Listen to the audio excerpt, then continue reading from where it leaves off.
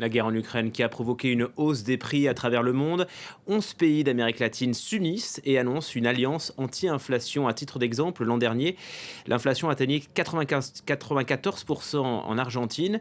Bonjour Marine Reyes, vous êtes vous en direct de Rio. D'abord, quel est le constat au Brésil? Oui, alors il faut savoir qu'au Brésil, en 2022, l'inflation a été de 5,79%. Et ce lundi, la Banque centrale brésilienne a annoncé la hausse de ses projections. Elle avait estimé que l'inflation en 2023 devait être de 5,93%. Elle le sera probablement de 5,96%. Alors l'inflation, elle se fait surtout ressentir sur les foyers aux revenus les plus modestes. Le prix de la viande, des légumes ont particulièrement augmenté. Et c'est un sujet de conversation qui est évidemment présent partout dans ce pays où 33 millions de Brésiliens souffrent de la faim. Quelle est l'idée donc de cette alliance anti-inflation dans la région?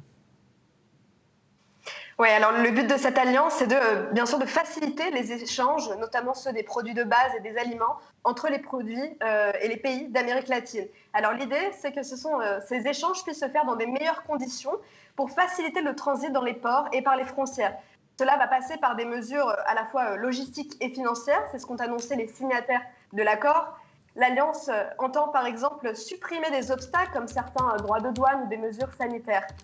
En priorité pour l'Alliance, ce qui est le plus important évidemment, ce sont la réduction des coûts des produits pour la population.